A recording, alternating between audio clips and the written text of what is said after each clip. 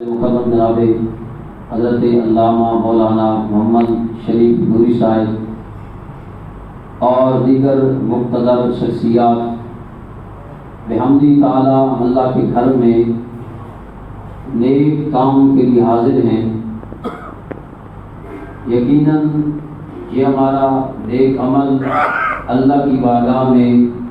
اپنے مرحوم بھائی خالد احمد مرحوم کے ایصال ثواب کے لیے منعقد کیا گیا ہے، اور اس بات کی خوشی ہے کہ جو آپ نے انتظام کیا ہے، یقیناً ہم ہر علاقے میں اور ہر لوگوں کے ساتھ ہمارا واسطہ پڑتا رہتا ہے۔ جب مسجد میں داخل ہوا تو یہ جان کے اور دیکھ کے کہ جو اصل مقصود ہوتا ہے ایصال ثواب کا، یا جو اصل چیز درکار ہوتی ہے، وہ یقیناً یہاں پہ ہمیں نظر آئی، اور یہی ایصال ثواب کا اصل طریقہ ہے۔ لیکن چونکہ بہت سارے لوگ اس بات کو بھول گئے ہیں، صرف رسمی طور پہ اپنا وہ کام کرتے ہیں، لیکن یہ چیز قابل تحسین بھی ہے، قابل داد بھی ہے اور قابل تکلیف بھی ہے کہ ایک تو آپ اللہ کے گھر میں حاضر ہیں۔ سب سے بڑا کام یہ ہے کہ اللہ کے گھر میں سارے آ گئے ہیں، اور آ کے آپ نے یقیناً ظہر کی نماز بھی پڑھی ہوگی، اب عصر کی نماز سب نے با جماعت ادا کی ہے، اور سے قبل جتنا بھی آپ کو وقت ملا اللہ کے قرآن کی تلاوت کرتے رہے۔ جو قرآن نہیں پڑھ سکتے وہ اللہ کا ذکر کرتے رہے، تو یقیناً یہ بات قابل تقلید ہے۔ میں وقت کی مناسبت سے ایک دو باتیں آپ کے عرض کر دیتا ہوں۔ اگرچہ ایصال ثواب کی موضوع پہ یا ایصال ثواب کے حوالے سے آپ نے کافی باتیں سنی ہوگی، ان باتوں کی طرف جانا یا ان باتوں کے دلائل پیش کرتے رہنا کہ جائز ہے ناجائز ہے، یہ فلاں ہو یہ فلاں ہے، اس بات کو چھوڑ کے ہم نے اپنی منزل کی طرف دیکھنا ہے کہ ہم دنیا میں آئے ہیں، کس مقصد کے لیے آئے ہیں۔ ہم نے دنیا سے جانا ہے، جیسے ہمارے بھائی علی احمد صاحب چلے گئے، ہم نے ایک دنیا سے جانا ہے۔ ہم نے اپنے گریبان میں جھانک کے اپنے اعمال کی اصلاح کرنی ہے کہ اگر داعی اجل کا پیغام آ جائے تو ہمارے پلے کیا ہے، ہمارے اعمال میں کون سا ایسا عمل ہے کہ ہم اللہ کی بارگاہ میں حاضر ہوں۔ کریم آقا علیہ الصلوۃ والسلام کی ایک ہی حدیث پاک میں آپ کے سامنے عرض کروں گا۔ کریم آقا علیہ الصلوۃ والسلام نے ارشاد فرمایا، اور یہ حدیث پاک آپ نے شاید پہلے بھی سن رکھی ہو، بڑی قابل عمل اور قابل تقلید اور بڑی توجہ طلب حدیث پاک ہے۔ کریم آقا علیہ الصلوۃ والسلام نے ارشاد فرمایا، اغتنم خمسا قبل خمس، فرمایا اے میرے امتی، اے سوال کرنے والے، اے انسان، پانچ چیزوں کو پانچ چیزوں سے پہلے غنیمت جان۔ اللہ نے تجھے یہ پانچ چیزیں عطا کی ہیں، اور اللہ ہر کسی کو عطا کرتا ہے، لیکن فرمایا پانچ چیزوں کو پانچ چیزوں سے پہلے انسان غنیمت جان لے، ان کی قدر کر لے، اس کے لیے فائدہ مند ثابت ہوتی ہے۔ حضور نبی کریم علیہ الصلوۃ والسلام نے ارشاد فرمایا، صحت کا قبل سقم کا، پہلی بات حضور نے ارشاد فرمائی، صحت کے لمحات کو بیماری سے پہلے غنیمت جان۔ اللہ نے صحت عطا کی ہے، اللہ نے آپ کو آزاد سلامت دی ہے، آپ کی نظر بھی ٹھیک ہے، آپ کی سماعت بھی ٹھیک ہے، آپ کی بصارت بھی ٹھیک ہے، آپ چل بھی ٹھیک سکتے ہیں، صحت آپ کی ٹھیک ہے، تو فرمایا اس لمحات کو اس وقت سے پہلے غنیمت جان۔ بیماری آنے میں دیر نہیں لگتی، بیماری آنے میں ٹائم نہیں لگتا، اس وقت سے پہلے غنیمت جان لے جب یہ نعمت تم سے چلی جائے، جب یہ نعمت چھن جائے تم سے، تو اس سے پہلے اس کو غنیمت جان لے۔ ایک اور جسے پاک حضور نے ارشاد فرمایا کہ اللہ رب العالمین ہر بندے کو دو نعمتیں عطا فرماتا ہے، لیکن فرمایا مغبون فیما کثیر من الناس، لیکن فرمایا بہت سارے لوگ ان دو نعمتوں کے ملنے کے باوجود بھی بہت سارے لوگ خسارے میں ہیں۔ صحابہ نے سوال کیا، رسول اللہ خسارے میں کیسے ہیں نعمتیں، پھر خسارہ کیسے ہے؟ فرمایا دو نعمتیں، ایک صحت کی نعمت، ایک فارغ وقت کی نعمت اللہ ہر بندے کو دیتا ہے، لیکن بہت سارے ایسے بندے ہیں جو ان دو نعمتوں کی قدر نہیں کرتے، ان کی قدر نہ کرنے کی وجہ سے وہ خسارے میں ہیں، وہ گھاٹے میں ہیں۔ جب صحت کے لمحات ہوتے ہیں، انسان کی آزاد سلامت ہوتے ہیں، انسان چل پھر سکتا ہے، اس وقت انسان کو سمجھ نہیں آتی کہ میں اللہ نے مجھے نعمتیں یہ دی ہے صحت والی، ہم نے اسے استعمال کہاں پہ کرنا ہے۔ اگر اللہ نے بصارت کی نعمت دی ہے، اس آنکھ سے دیکھنا کیا ہے، اللہ نے سماعت دی ہے، اسے سننا کیا ہے، اللہ نے ہمارے پاؤں آزاد سلامت دی ہے، سے کرنا کیا ہے؟ فرمایا جو ان کی نعمت کی قدر کر جاتا ہے وہ یقیناً انسان فائدے میں رہتا ہے۔ تو فرمایا پہلی چیز صحت کا قبل سقم کا، فرمایا بیماری کی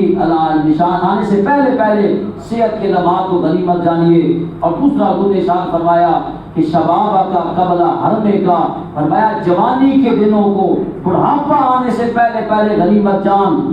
انسان پہ بڑھاپا آتا ہے، جوانی کے لمحات ہوتے ہیں، انسان اس وقت یہ خیال نہیں ہوتا کہ ہمارے معاشرے میں اکثر ہم دیکھتے ہیں لوگ یہ کہتے ہیں چلو جی ابھی تک بہت عمر پڑی ہے، بڑھاپا آئے گا تو ہم اللہ کی بارگاہ میں حاضر ہو جائیں گے، توبہ اور استغفار کر لیں گے، نماز شروع کر لیں گے۔ کسی کو کیا معلوم کہ بڑھاپا آئے گا یا نہیں آئے گا؟ پہلی بات تو یہ ہے کہ کسی کو علم ہی نہیں ہے، ہو سکتا ہے اللہ تیرا لمحہ جانے آنے والا لمحہ تجھے نصیب ہو یا نہ ہو، یار اس انتظار میں نہ رہیں کہ بڑھاپا آئے گا، عمر گزرے گی تب نیک عمل کریں گے۔ فرمایا لیکن پھر دوسری بات، اگر بڑھاپا آ بھی گیا لیکن جو جوانی کے لمحات ہیں، انسان جوانی میں جو سجدہ کر سکتا ہے، جوانی میں جو عبادت کر سکتا ہے، وہ بڑھاپے میں نہیں کر سکتا۔ یہ بوڑھے بندے بیٹھے ہیں آپ کو بتائیں گے کہ ایسے بندے بھی ہم نے دیکھے ہیں بڑھاپے کے عالم میں ہیں، ان کا دل چاہتا ہے ہم مسجد میں جائیں، اللہ کی عبادت کریں، لیکن بڑھاپا ہے، بیماری ہے، چل نہیں سکتے، قوت سماعت کام نہیں کرتی، بصارت کام نہیں کرتی، پاؤں کام نہیں کرتے، چل نہیں سکتے۔ اس لیے فرمایا میرے امتی اس وقت سے پہلے کہ بڑھاپا آ جائے، تیرے آزاد کام کرنا چھوڑ دے، اس وقت سے پہلے ان جوانی کے لمحات کو غنیمت جان اور جوانی میں اپنے رب کی بات کر دے۔ حضور نے ارشاد فرمایا جو جوان اپنی جوانی کے دنوں میں رب کی بات میں لگ جاتا ہے، فرمایا یہ وہ خوش نصیب بندہ ہے جسے قیامت والے دن اللہ اپنے عرش کا سایہ نصیب فرمائے گا۔ تو فرمایا دوسری چیز کہ شباب کا قبل حرمے کا، جوانی کے لمحات کو بڑھاپے سے پہلے غنیمت جان۔ اور تیسری چیز حضور نے ارشاد فرمائی فراغ کا قبل شغل کا، فرمایا فارغ لمحات کو مشغولیت سے پہلے غنیمت جان۔ بہت سارے ایسے لوگ ہیں جنہیں وقت ہی نہیں ملتا، اس طرح کی مصروفیات میں مصروف ہیں کہ وقت نکال نہیں سکتے، ان کے پاس وقت نہیں ہوتا کہ صبح بیٹھ کے سورۃ یاسین شریف پڑھ لیں، رات کو بیٹھ کے سورۃ ملک کی تلاوت کر لیں۔ ایسے بہت سارے لوگ آپ کو معاشرے میں نظر آئیں گے، اپنی دنیاوی مصروفیات میں، اپنی نجی مصروفیات میں، گھریلو مصروفیات میں اس قدر انسان مشغول ہو جاتا ہے اسے وقت نہیں لگتا۔ اس لیے فرمایا ان لمحات سے پہلے اگر اللہ نے تجھے فارغ وقت دیا ہے، اس فارغ وقت کو غنیمت جان لے اور اس وقت میں اپنے رب کی عبادت کر لے۔ حدیث پاک میں آتا ہے جو بندہ فارغ وقت سے اللہ ادا کرے، ان فارغ اوقات میں جو اللہ کی عبادت کرتا ہے، بندگی کرتا ہے، نوافل پڑھتا ہے، اللہ کا ذکر اذکار کرتا ہے، اگر دنیا میں زندگی میں رہتے ہوئے اس کو ایسا وقت نہ ملا کہ دنیا مصروف ہو گیا، اسے ذکر کرنے کا وقت نہیں ملا، اسے دیگر نوافل پڑھنے کا وقت نہیں ملا، اگر فارغ وقت میں کیا کرتا تھا تو مشغولیت کے لمحے میں اگر مصروفیت کی وجہ سے نہ کر سکا، اللہ اسے اس کی وجہ سے ثواب عطا فرمائے گا، کیونکہ یہ فارغ وقت میں اللہ کا ذکر کیا کرتا ہے۔ اس لیے کسی چیز نے ارشاد فرمائی فراغ کا قبل شغل کا۔ اور چوتھی چیز کریم آقا علیہ السلام نے ارشاد فرمائی کہ اپنے جو بیمار اس کا نام ہے غنا کا قبل فقر کا، فرمایا اگر اللہ نے غنا دی ہے، اللہ نے مال دیا ہے، اللہ نے دولت دی ہے تو اس کو غنیمت جان لے، اس سے پہلے کہ فقر آ جائے۔ اگر اللہ نے مال دیا ہے اسے اللہ تللے میں نہ اڑائیں، اسے اللہ کے رستے میں لگا لیں، اللہ کے رستوں میں خرچ کر لیں۔ ہو سکتا ہے یہ دولت یہ پیسہ ہمیشہ ساتھ نہیں رہتا، ختم ہونے والی چیز ہے، کہتے ہیں ہاتھ کی مہر ہوتی ہے، یہ ختم ہو جاتی ہے۔ اگر اللہ نے مال دیا ہے اللہ کے رستے میں لگا لو،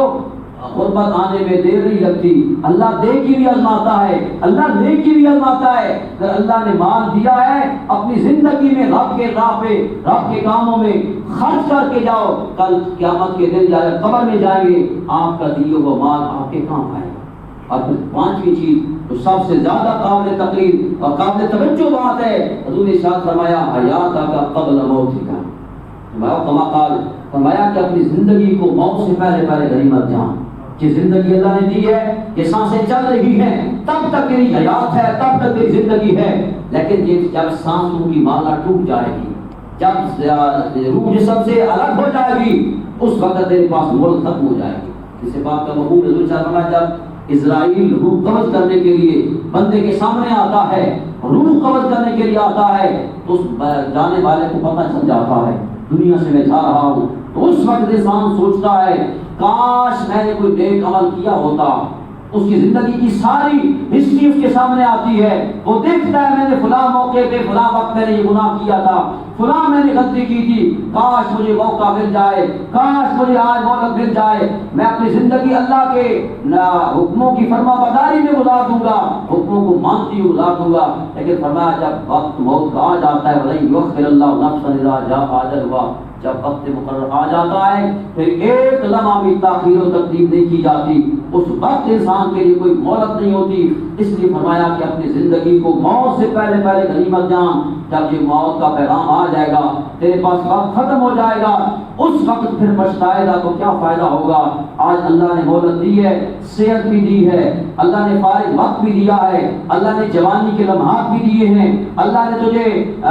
غنا کی دولت بھی عطا کی ہے۔ ان ساری غنیمتوں کو اس وقت تک غنیمت جان لے جب تک تیری حیات ہے، جب تک تیری یہ سانس چل رہی ہے۔ جب یہ سانس چلی جائے گی، جب روح سے قبض ہستی سے پرواز کر جائے گی، پھر تو پچھتائے گا بھی صحیح، پھر تو اس بات کا شرمندگی کا اظہار بھی کرے گا۔ اس وقت تیرا شرمندہ ہونا، تیرا اس وقت پشیمان ہونا کسی کام کا نہیں ہے۔ اس لیے تجھے بتا دیا گیا بندے، اس وقت سے پہلے جب موت کا پیغام آ جائے، جب وقت مقرر آ جائے، یہ تو کسی کو معلوم نہیں ہے کب آ جائے، اس لیے انسان کو ہر وقت تیار رہنا چاہیے اپنے رب کی بارگاہ میں حاضر ہونے کے لیے۔ جو موقع میسر آئے، جو لمحات میسر آئے، ان لمحات کے اندر اپنے رب کی بارگاہ میں حاضر ہو اور رب کی بارگاہ میں اپنے سابقہ گناہوں پہ ندامت کے آنسو بہائے، رب کی بارگاہ میں استغفار کرے۔ اللہ فرماتے ہیں میرے بندے، میں نے تیری آخری سانس تک توبہ کا دروازہ کھول رکھا ہے، جب بھی تو میری بارگاہ میں آئے گا صدق کے دل سے توبہ کرے گا،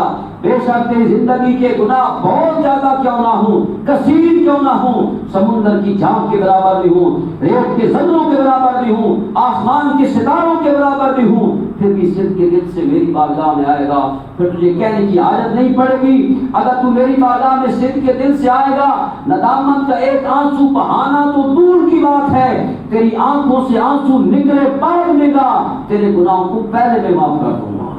اتنی غفور رحیم ذات ہے اللہ کی، اتنی کریم ذات ہے اللہ کی، ہمیں جا بجا ہر موقع پہ بتایا بھی جاتا ہے، تبلیغ کی بھی جاتی ہے، بتایا بھی جاتا ہے۔ ابھی آپ کے ایسی آبادی میں 2-3 فوتیاں لگاتار ہوئی ہیں، آپ کو پتہ ہے جوانی کی موت بھی ہوئی ہے، بڑھاپے کی موت بھی ہے، اور علی احمد جیسے لوگوں کی موت بھی ہوئی ہے۔ آپ کو پتہ ہے کہ وقت ہر کسی کے پاس آتا ہے اور یہ کسی کو معلوم نہیں ہے کب وقت آ جائے۔ اس لیے میرے سمیت ہر بندہ اپنے گریبان میں جھانک کے دیکھے، آج زندگی کی اتنی بہاریں ہم نے دیکھ لی ہیں، زندگی کا اتنا وقت ہم نے گزار دیا ہے، اللہ کی نعمت کھائی بھی ہیں، اللہ کی نعمت کی استعمال بھی کر رہے ہیں، کیا میرے سمیت ہر بندہ اللہ کی نعمتوں کا حق ادا کر رہا ہے یا نہیں کر رہا؟ اللہ ہر کسی کو عطا کرتا ہے، ہر کسی کو دے رہا ہے، اس کی تو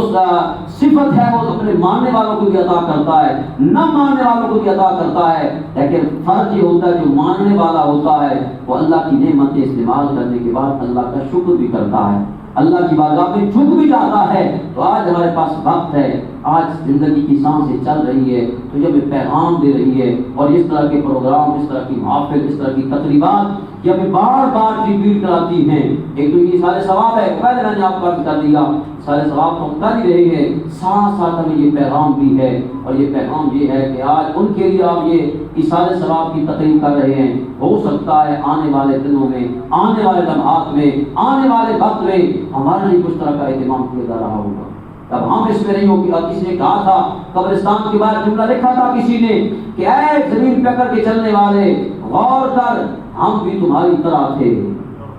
اور یہ اس بات کو بھول نہ جا کہ تو نے بھی ہماری طرح ہو جانا ہے۔ واقعی بات اسی طرح ہے، ہم آج اکڑ کے زمین پہ چلتے ہیں، اس بات کو بھول جاتے ہیں کہ ہم نے قبرستان میں جانا ہے، ہم نے قبر کی تباہی بننا ہے، اور پھر قبر میں جانے کے بعد پھر انسان کے پاس وقت نہیں ہوتا، ہر انسان پچھتاتا ہے۔ اس لیے اختصار کے ساتھ جتنا وقت میسر تھا میں نے آپ کو ایک بات حضرت سے پاک عرض کی ہے۔ اللہ رب العالمین کی بارگاہ میں دعا ہے اللہ ہم سب کو نیک اعمال کی توفیق عطا فرمائے۔ جس مقصد کے لیے آپ یہاں پہ حاضر ہیں اللہ رب العالمین اس مقصد عظیم کے اندر کامیابی نصیب فرمائے۔ ہمارے جانے والے بھائی علی احمد صاحب کے اللہ کامل بخش مغفرت فرمائے۔ ہم سب کو زندگی کی جو لمحات باقی ہیں ان میں اپنی بارگاہ میں جھکنے کی توفیق عطا فرمائے، نیک اعمال کی توفیق عطا فرمائے۔ وما علیہ